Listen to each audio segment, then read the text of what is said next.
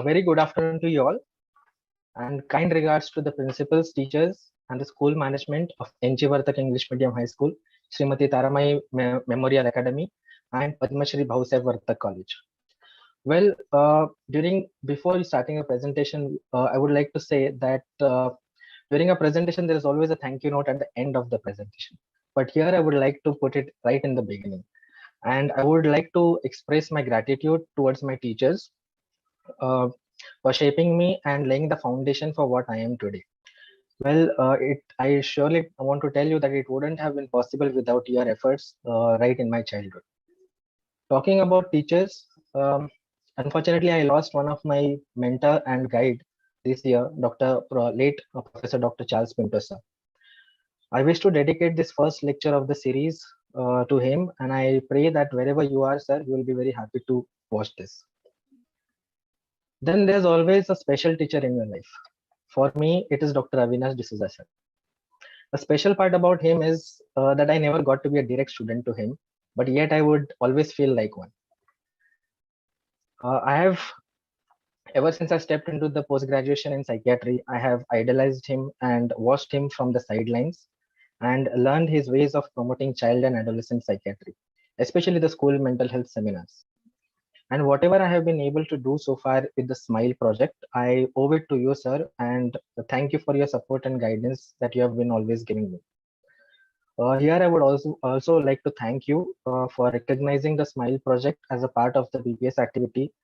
And currently, on the behalf of everyone, I would congratulate you for being elected as the president of the society. So briefly, going through the outline of the seminar ahead, I'll be introducing to the topic and the reasons why we have selected this topic today, and giving you a brief overview about the SMILE project. This will be followed by the main presentation by Sir on various modes of carrying ahead the school mental health care despite the change in the online education system. This will be followed by a direct note to the teachers by Ms. Ami Chaudhary, and lastly, it will be followed by a Q&A session. So for the Q&A session, I would request all the teachers to drop in their queries and concerns in the chat box, which we will definitely address in the end. So what is SMILE? SMILE, like ma'am said, it stands for School Mental Health and Integrative Learning and Education. Currently, it is enrolled in 6 schools in Virar, and basically it has 3 different structures, majority of them being the student workshops, secondly, the teacher training programs, and of course, the parenting seminars. In totality, it is basically an annual program which takes about 9 to 10 months of the academic year. That means on an average, I take around 2 to 3 lectures in a month. Why there was a need to do this? Well, when we are talking about students, we are talking about the teenagers. We are talking about the generation Z, that is children who are born after 1995. So when we are talking about this group of teenagers or children, we're talking about different challenges and struggles that they go through. For a moment, just let us just step into their shoes and acknowledge what struggles they are going through. They are growing up in a world where there's so much change in different activities and different source of informations, and it is changing at a very rapid pace. We're talking about teenage and adolescent phase in our lives, where emotional and social learning skills are getting developed. These children are flooded with so much information, and add to it the social media influence in their lives. At times, this can get extremely overwhelming. And definitely for this generation, growing up is becoming very difficult.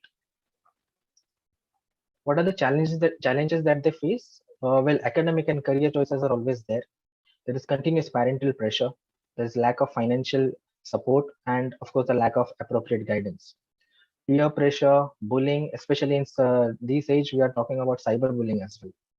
And since the last 1.5 years, we are going through a new, I would say, a problem that these teenagers are facing, that is social isolation. To understand the gravity of any problem, statistics are the way to do it. The World Health Organization has stated that around 1 in 5 children or adolescents, they are experiencing mental health issues. But then majority of them are not seeking help, or either they are not receiving that care. half of all the mental health conditions have been started in the teenage group, the adolescent age group, especially around 13 to 14 years of age. Suicide. It is the third leading cause of death in age group of 15 to 19 years old. The National Mental Health Survey in 2016 revealed that 98 lakh young Indians, that is almost like 1% of our population, in the age group of 13 to 17 years are in need of active interventions, which I am sure that they are not getting at the right time. These figures are definitely alarming to say the least. Again, 12.5% of children which are less than 16 years of age are facing psychiatric disorders. Now that equals to around 6 to 7 students in a class of 50. And that is definitely a huge number. Again, more than 10,000 students have committed suicide in the last 2 years, which amounts to approximately 28 suicides in a day. Now that is definitely alarming. This is a simple graphical representation of what I was talking about. Over the years, the number of suicides are increasing. And in every seminar, when I talk about student suicides, I tell this fact that whenever there is a suicide in our society, we collectively as a society are failing. Made with the parents, the relatives, the teachers, the counselors, psychiatrists, everyone as a society are failing whenever we hear about a suicide. So there was a need to do something about this. After I completed my post graduation, I had done a senior registrarship in Nair Hospital in the school mental health clinic. So whatever experience I had gathered from there, I wanted to implement it in my area of practice. So where do I start? The easiest way to do this was to approach my own school, because I knew that the door was always open. I approached my principal, and in no time she agreed to it. There was this beginning. In 2018, we started with this first lecture where I had taken a parenting seminar on the topic of de-addiction awareness. Thereafter, I made it a structure, and we continued with different workshops in different schools. The student workshops used to be an interactive kind of a discussion. There would be group discussions, and there were various topics that I'll be telling you later. Most of them were concentrated on the life skill activities. As I've told, these age groups, there is a lot of emotional development, and which can be categorized into different life skills. The workshops basically involve the students sitting in groups and discussing about each emotion, enacting them in form of skits, and then thereafter giving a feedback. After the feedback, there used to be a proper direction towards whatever was discussed in the group, and there used to be some homeworks before the next workshop. So these were the main topics that I had taken in the SMILE program. Most of them concentrated on anti-bullying, gender sensitization, workshops that were concentrated on self-awareness and self-esteem, managing exam stress, using critical and creative thinking, and of course, sexuality education. Then, of course, came the teacher training programs, because I believe the teacher is the second parent of the child. And the children spend a lot of time in school. So definitely the responsibility that teachers have towards their students had to be taken care of. So whenever the teacher training programs were held, the workshops were basically directed towards identifying the red flags, the signs and symptoms of any kind of a psychological issues in their students, understanding them, and then screening them, and then of course the referral part comes. So these were undertaken during the SMILE program. But then, of course, in March 2020, everything came to a standstill. The classrooms were locked, the school's gates were locked, and everything, we were just confused what to do next. Well, when I talk about students, of course, for the initial few weeks, probably they were very happy. They had a huge vacation in front of them.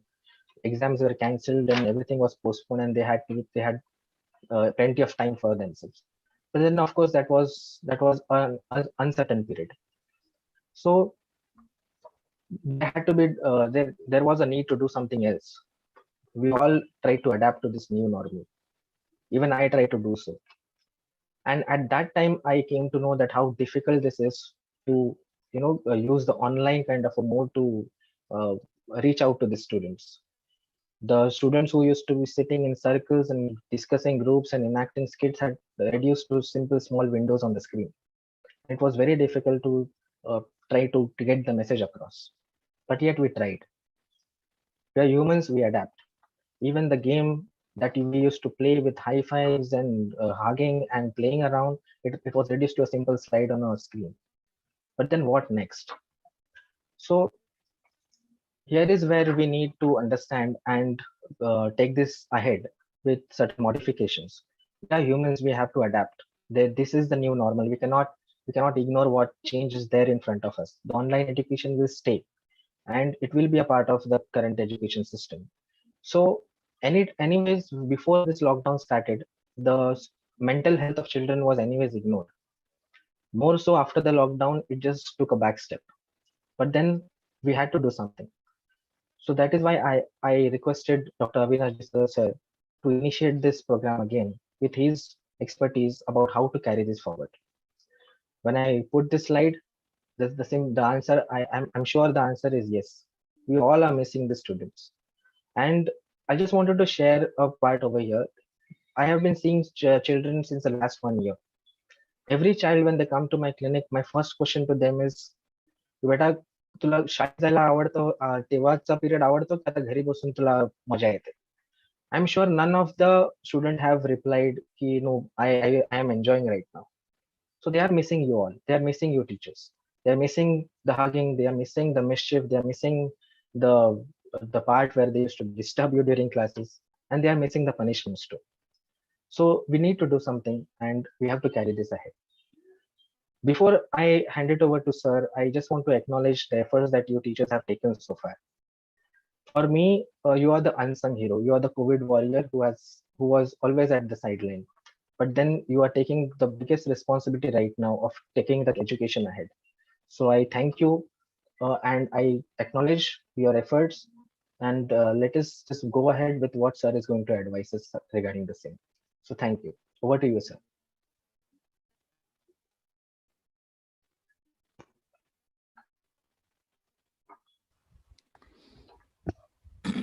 Well, good afternoon, everyone, and it's an absolute pleasure and an honor to be here.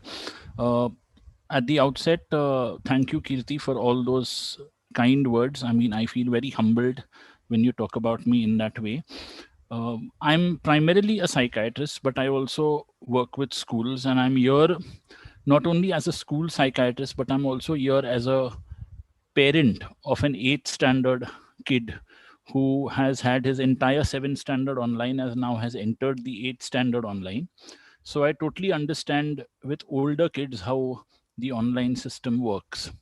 And the key issue here is not about online schooling, because I think the debate about whether online schooling is good or online schooling is bad is over.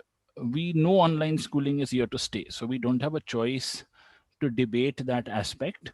The only thing that we have telling us is whether mental health of children can be maintained while we're looking at this online schooling.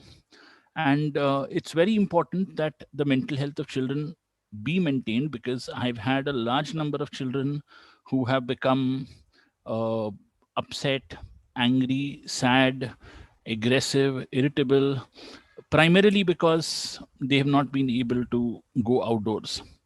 It's very difficult to contain a kid indoor and tell him, you can't go out and you can't go this. Earlier, we used to be telling them, please throw away your tab, throw away your laptop, go out, play cricket, play football. And now we've been telling them, be at home. And barring online entertainment, we really don't have much entertainment in smaller houses that we can provide them. There are activities that you can do, but we need to look at their mental health as well. I've had children who have gone for a drive with their parents, seen their school from outside, have been upset, have broken down, have felt like crying, have been a little somewhere when it comes to looking at their school. So multiple things have happened. They miss school, they miss their friends, they miss their teachers. They also don't like online schooling because the real feel of a classroom is lost. They also don't like the fact that their parents keep hovering around them. that सीधे बैठो, ये करो, सीधे ध्यान से पढ़ो. So there's always, this whole thing about parents hovering around them. So there's one other reason why they probably don't like the online schooling.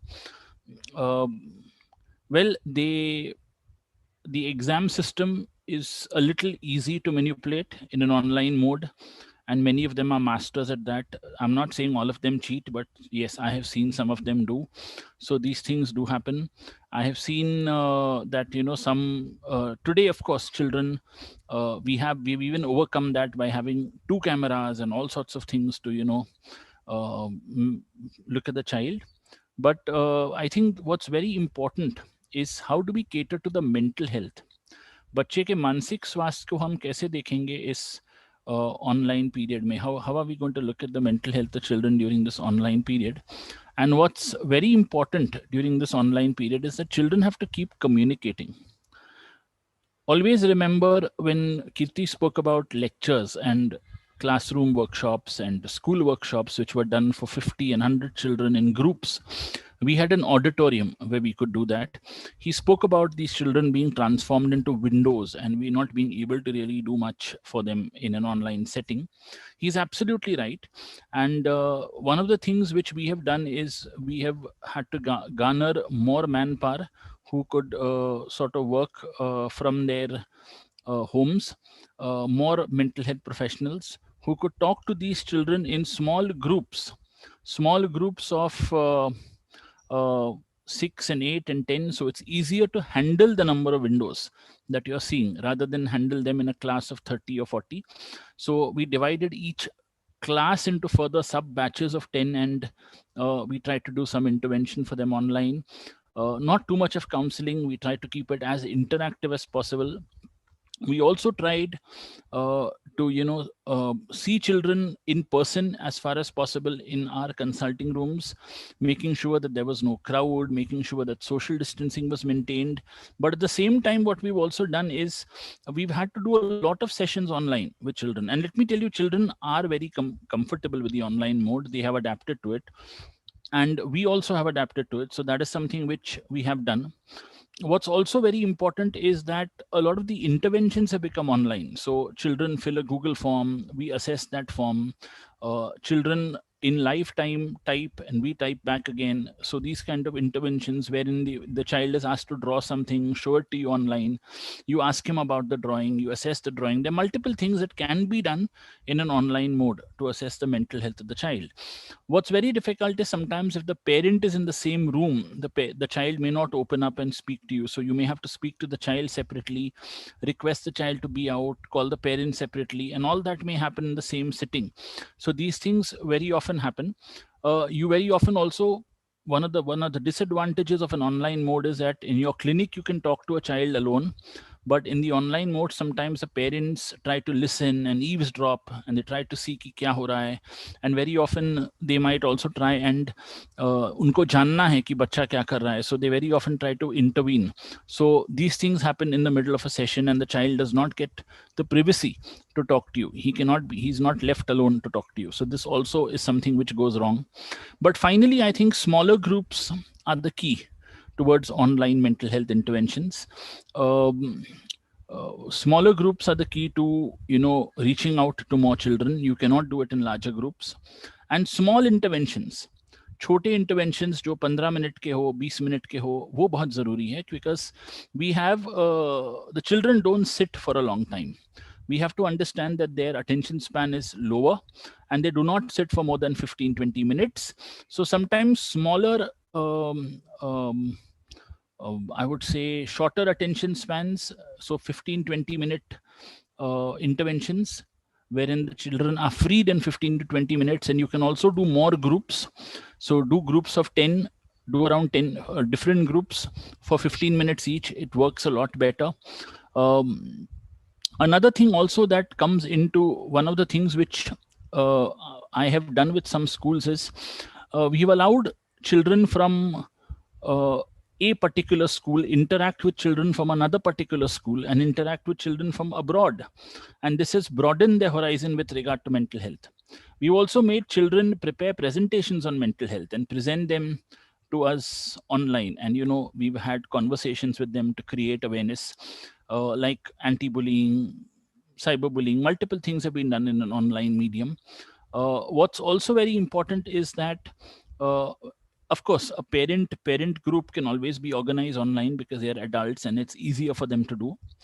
Giving the children small one page handouts which have got just 8 or 10 sentences, and asking them to reflect on those sentences, and then using that as a conversation medium for 15 minutes, wherein we have a short take home message at the end of 15 minutes, is something which works very well. um, yes, teachers miss the children miss the teachers, there is no doubt about it. Teacher mental health is equally important, and I think Ami will of course address that situation. But I think what's very important is that the children, the teachers, all need help in this period. It's a tough period. COVID hasn't been easy for anyone. I always say COVID was a nagging mother-in-law that we have got used to. Now the mother-in-law is here to stay, and we have to manage the mother-in-law till probably she's no more. So we have to try and work around COVID. The difficulty is particularly for the 10 standards, because they are in the last year of their school. It was a year they wanted to enjoy themselves in school, and sadly they don't even know whether the 10th exam will happen, how it will happen, how will they be graded, what will happen after that. So that becomes worrisome. The ninth and 10th are the ones who are the most vulnerable, and they need to be looked at. The primary kids don't like the system of education because they like a teacher talking to them in school. I wonder how preschool children are coping. It's far more tougher for them. And smaller children definitely have a lot of issues with this whole online system. We also conduct small sessions on aggression, parent-child interaction. Please encourage parents in your school to spend a lot of time with their children, because it's very nice as the parents are at home, the children are at home. There's a lot of time that can be spent. There's a lot of exchange that can happen. That is something which is very, very important. And I think one of the greatest advantages of the online education system is uh, parents and children aren't fighting about waking up early and getting ready and brushing the teeth and doing all that, because it's all at home. It happens very easily and seamlessly. You don't Parents are happy in a way that they don't have to get up 2 hours before school starts like they would have to normally. They can get up half an hour earlier and the child can still attend school. The disadvantage is the school environment, which I think there's no replacement for. There's no replacement for the wooden benches. There's no replacement for the blackboard. There's no replacement for the chalk. There's no replacement for the teacher in a classroom. There's no replacement for a monitor.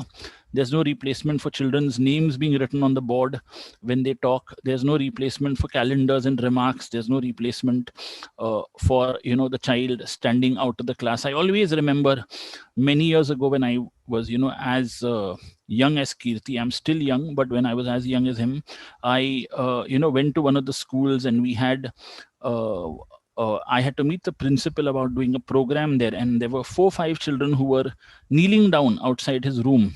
And I asked them, why are you all made to kneel down? And they were very happy kneeling down. I said, you all are punished, but you all are very happy. So they said, we haven't done our homework, so we are punished, and because we were not in class today, we won't do tomorrow's homework also. So the thing is, so they were very happy. So there are a lot of joys of being in school. As he said, children even miss the punishment, so that's also there. So I think there's a huge amount of joy which the school gives you, which you can't, I think, replace at any point of time. Not knowing what you're going to get for lunch, and your tiffin arrives and you open it. There's a small joys which a school gives you, which probably now you're aware of what you're going to get for lunch. You don't have a choice. You have to eat what's there. The school canteen, if it's good, it's missed a lot by children. So those are also things which are missed. So I think all that seamlessly makes up for their mental health. I just want to end here by saying a few things that I think, of course, like Kirti, I would appreciate all the teachers. It's amazing that the kind of work and effort that they put in. But I think most importantly, children and their mental health is important. So please make children speak more and listen less. Make children express themselves. Make children come in small groups and discuss their emotions. Those who want to discuss it one-on-one are also welcome. And the most important facet, I think, is that we have to realize that children are not diagnosis. It doesn't matter to me if a child is depressed, upset. What's important is if the child can't cope, I'm there to help him. I remember long ago, when I visit schools, I very often take a walk in the entire school in the lunch break. And I very often end up talking to a child who I find sitting alone in the playground, or I find talk to a child who's sitting alone and having lunch and not having anyone to give him company. And very often, these are the children that need more help than the ones who are mischievous. Children who are quiet in your online classrooms need to be picked up and handheld compared to children who are, playing the mischief. They might be normal adolescents who don't need help. Children who are laughing and giggling don't need so much help as the ones who don't laugh when you crack a joke. So I think those are the things, those are the tips that I would want to give. And once again, I thank Kirti for having me here. In fact, he reminds me of a much younger version of myself, and I'm very proud of him. And I wish him all the best with his Smile project. Bombay Psychiatric Society is always of the endeavor to support people who are doing great work, and we're here to support Kirti all the way. Thank you.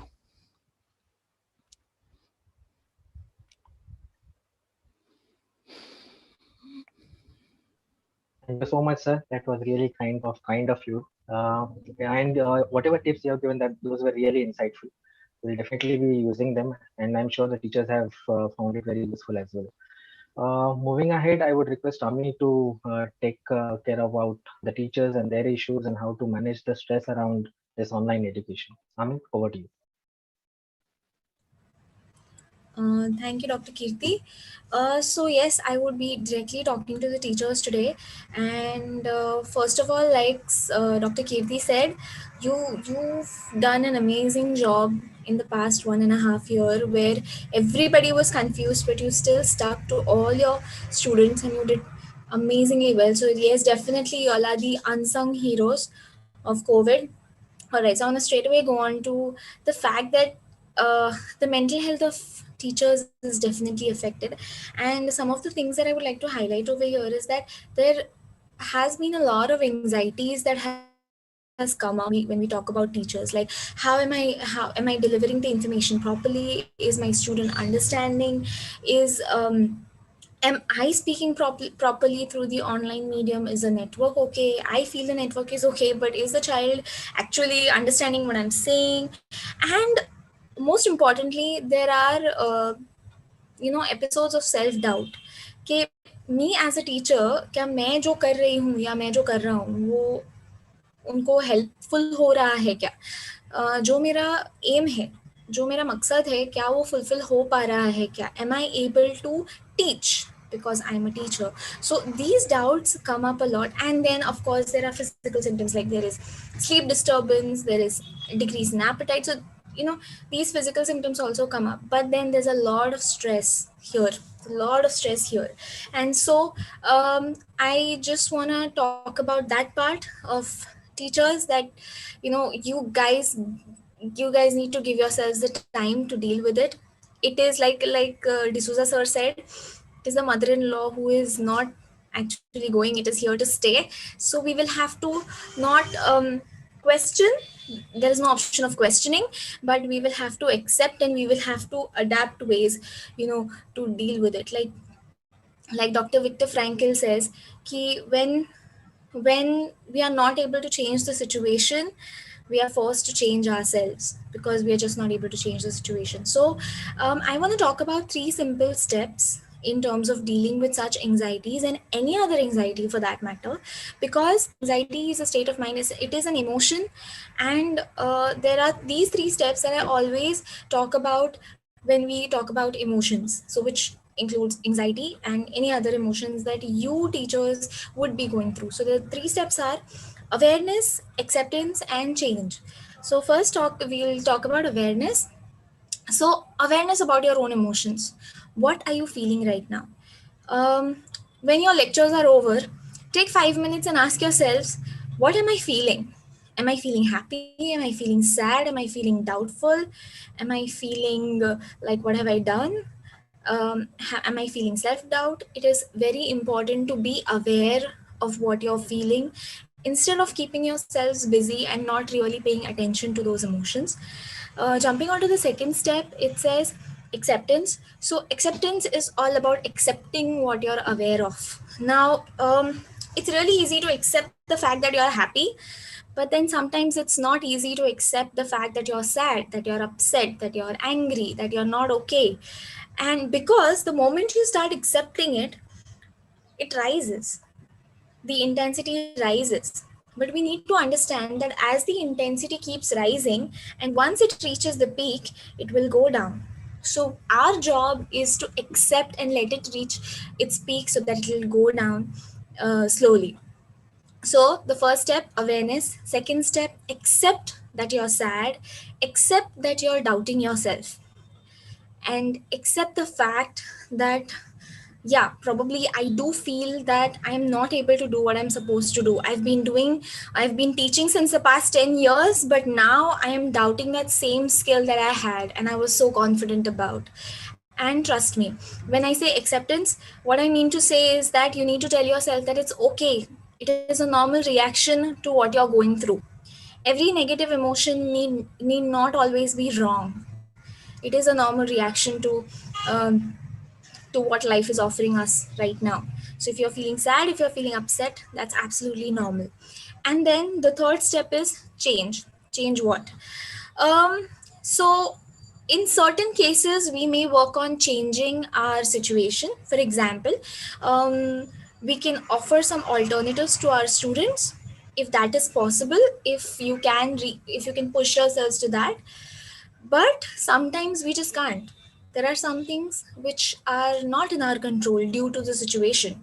So then I want you teachers to accept and understand that you all are humans and you have your limitations, but you all are doing great. Whatever you're doing your best. So probably sometimes you don't really need to change the situation, but sometimes you need to change what is in your mind. Sometimes you need to change the fact that I am being too harsh on myself or I'm expecting too much from myself, and talk to yourself about the fact that I am doing my best. Is there anything that I can still do but I'm not doing? And you'll realize when you think about this, there will be two things. Either you'll find alternatives, your brain is going to give you alternatives, or second, your brain is just going to tell you, no, really, there's nothing more that I can do. Whatever I could, I did. So that these are the three steps which I think I would always want the teachers to follow, especially post lectures, especially when there is a negative emotion and they can feel that there is sadness inside them. It is, like I said, it is important to understand their limits, and at the same time also look at alternatives when it comes to helping out your students. One of the things, like sir said, bring small number of children and do some intervention. That's like an amazing idea. So I was wondering if you can involve your students to understand your mental health, because Dr. Kirti said that both the teachers and the students have their own struggles during this online medium. So why not be a support for each other?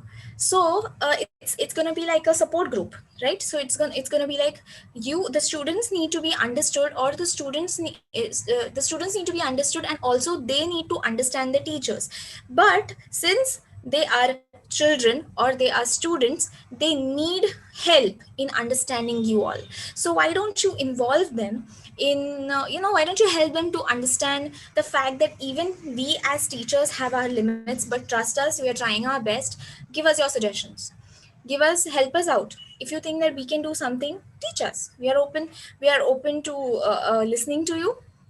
So involve your students. That will be really great, so that you know that you are not alone. You know that you are not the only one in this entire pandemic who's struggling in the school mental health, in the school programs, in the school online learning. Okay. And the last thing that I want to say is, please give yourself some time, not as a teacher, but just give yourself some time and do something which makes you happy. You're doing this not because you're trying to deal with some negative emotions at that point of time. You're just doing it because you are just you. You're doing it because you need it. You're a human.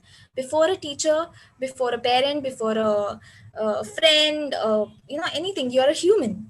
You're after before the relations were formed, before the professions were formed, you're a human. So we need to always acknowledge the fact that whatever emotions you all are going through, whatever struggles that you all are going through, it is absolutely okay. And so you need to give yourselves the time. So I think this is where I would like to end that. Try to follow the 3 steps. They're pretty simple, won't take more than 10 minutes. And yes, the change, the dealing with the emotions may take time. But then once you know that, you're going through it, it's going to be easier to go till the end. So yeah, so that's it. And I know that y'all are going to do excellent further. And we trust you all so much and we want to, again, as a professional, I want to send gratitude to every single teacher over here who has done great job, because when we work with kids, we know how the teachers, we know what role the teachers play in online classes, and we do hear students say a lot of things to us. So sending a lot of gratitude to all of you. And yes, thank you, Dr. Kirti. Over to you.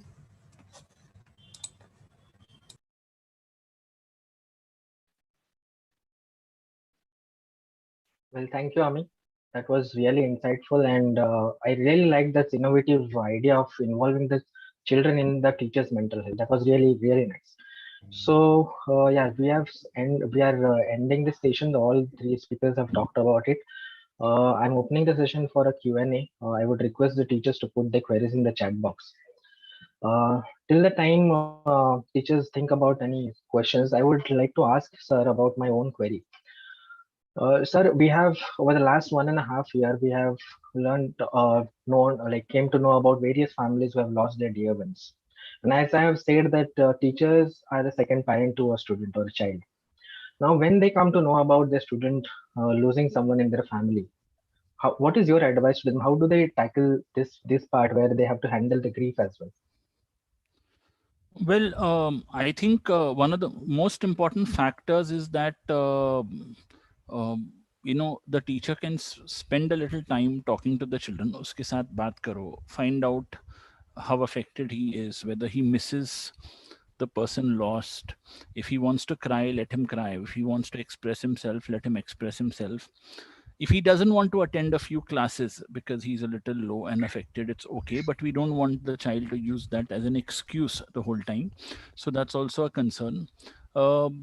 And I think just informing the child that you're there. And this is more so particularly if the child has lost a mother, or the child has lost a mother figure or a father figure. Knowing that the teacher is there as a surrogate parent plays a huge role to boost his self-esteem. So I think just doing that is more than enough. Okay. So Ranil madam, you can request the teachers to put their questions in the chat box so that we can ask the. Yes, sir. Yes, sir. Teachers, the floor is open for questions. If any one of you is having questions, please ask Dr. Kirti Tandil.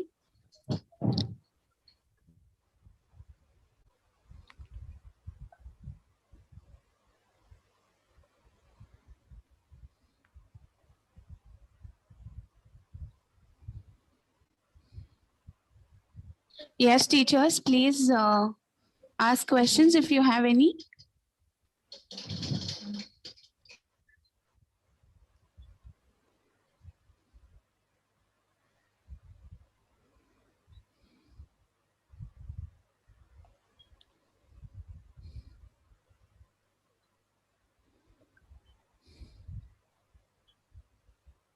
Till that time, I'll ask one more question to sir. Sure. Sir, like how there was a sudden switch from normal schooling to a online session. Now, obviously, things will improve after some time, and we will be going back to the schools. Again, there will be a transition period. Again, there will be some kind of an adaptation. What is your advice to the teachers to the change that will be coming in the next few months?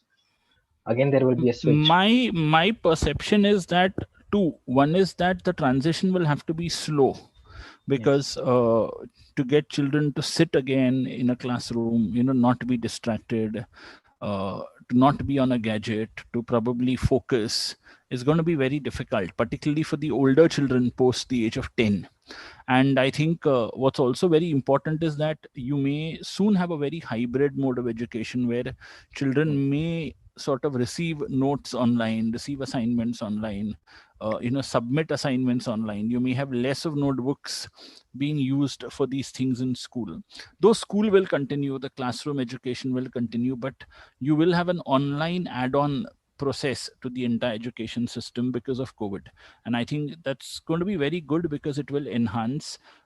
Teachers may probably even use YouTube and use channels like National Geographic to educate children in the class. They're using it now online, but they probably will also use it in the class, and that's what will happen. And I think teachers would probably even make a PowerPoint and teach in the class, which probably didn't happen earlier. So, there'll be some transitions which we'll definitely see, which are going to be for the positive. And I think teachers may also be open to talking to children and their parents online.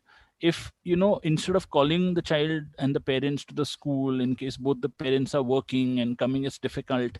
So the option of a Zoom meeting with the parents is something that is there. So it shouldn't happen that, oh, my father can't come because he's working. So, or my mother can't come because both are working. So you always have the option of a Zoom call, maybe at whatever time is convenient, or even from their office, they could Zoom call the teacher while she's in school and, have a short meeting to know about how their kid is doing. So that is the use of technology at its best. Yes. In fact, the PTA meeting might be physical and it may also be relayed online at the same time, so that parents who don't make it physically for the meeting can attend, Yes. Again, Yes. sir, before this this lockdown, we used to we psychiatrists, we the mental health professionals would take seminars on how to reduce screen time for the child. Now now the parents have this question कि अभी क्या? अभी तो हमें तो उनको gadgets देना ही पड़ता है. So what is your opinion about it? I think what's very important here is that we lead by example. Now I'll give you my own example. Okay, I am a parent of a 13-year-old. Okay, and to give and take a gadget from a 13-year-old is very tactful. That's something which is there. So the thing is that probably at the age of 12, when he was in the 7th standard, he's got used to Telegram, something which we didn't want him to have access to, but we were forced to do it because of the online schooling.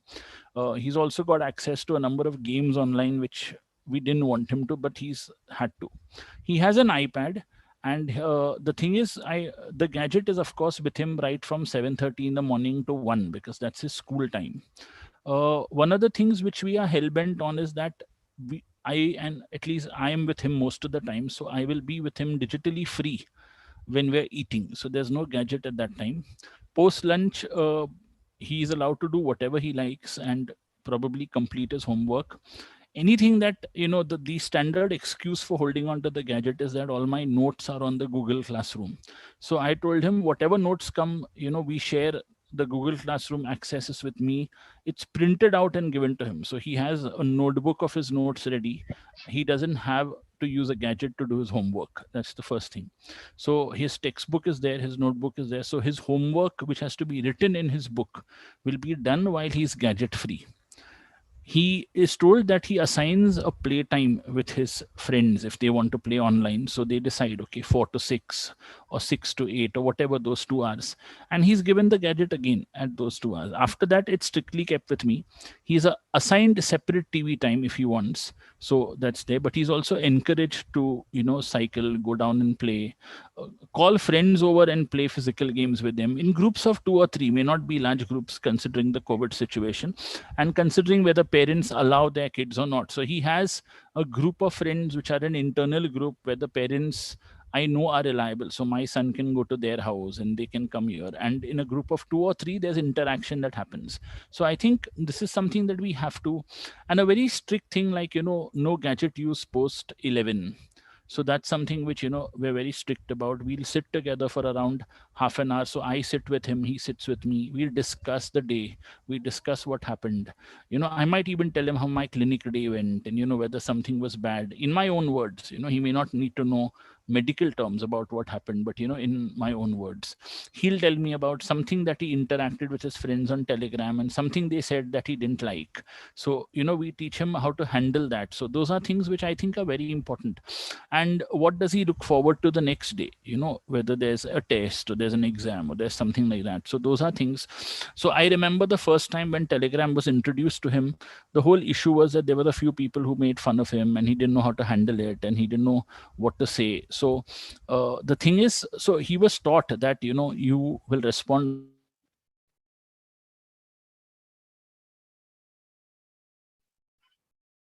was not a matter that could be taken up at the school level. So he had to be taught how to handle those things. He also had to be taught about, handling the crushes he developed online. So, these things, have to be spoken to. So I think though we have children who are online, we have to spend a lot of time physically with them. And I think that's what matters. And we have to then modify our own schedules to do that. Over to you, Sonali madam. Yes, are there any more questions from teachers? Good afternoon, ma'am. Good afternoon, sir. Yeah. May I ask one question? Please. Yeah. Sir, please give us some tips to encourage our students to be interactive in class during Zoom class, because many a times it is observed that during Zoom class, very few children give responses and few are keeping very quiet, though we call them repeatedly. Correct. Answers during ASL, during orals and all, they never speak. Or they leave the class. When we call them repeatedly, they leave the class. So in this case, what can be done, sir? Okay, now there are two methods to go about this. One is every school has a house system.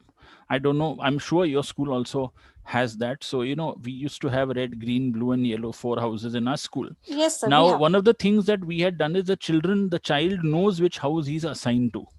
So we were very clear that you will be asked questions during the class, and for every answer that you give correctly and coherently, your house gets a point. So, at the end of the class, the house point tally for the day is shown. So each child is responsible for his house. So house ke izzat ke liye wo jawab dega, if not, for his own listing. So that's one. We say it's not about right or wrong answers. It's about answering and interacting. It's not about that way. Similarly, we also told them that, if say you don't answer or you log off or your video is off, the house gets a -1. It's not the child that gets reprimanded. So, so everyone keeps their cameras on. They're very keen that their house should, be ahead. They study even as a group at times, because of this. So that motivates them. Another thing which I also tell children is that, tell children one day before that, tomorrow these 5 children are going to be asked. Let them be mentally ready that they're going to be asked, rather than pick them up. And have something wherein you tell how in a class of 30 or 40, we say 15 children are going to probably be asked across the day. And the job of the other 15 is to tell us whether they were right or wrong. Those kind of a thing. So if these 15 are right, their house gets point. If these 15 are able to point out an extra point, their house gets point. There's no, so, you have to engage them continuously with some reward. Now they say, okay, what's the use of these house points that are there?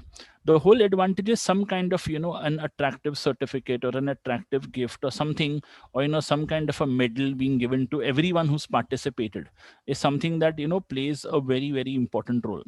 Now, I remember in my son's school, we have a teacher who is able to get the entire class together, and these are 8 standards. So, to get the entire 8 standard class together is something which, so wherein, she says everybody is given one math sum and everyone has to solve that sum, and she's going to check everyone's sum, and so again, this house system goes. So she gets the entire class together. And I think a lot of it is got to do with the fact that the child has to be made not afraid of answering. The whole issue is he shouldn't be afraid to interact. If he's afraid to interact, he may not interact. He's told there's nothing right or wrong. You have to voice your opinion.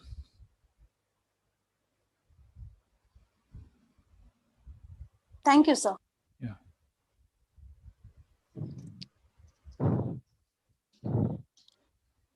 Yes, any more questions, teachers?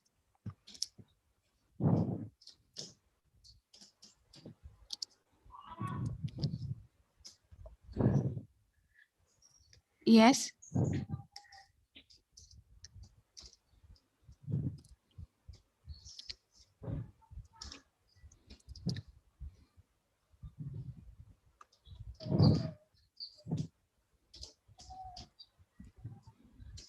Yes, any more questions?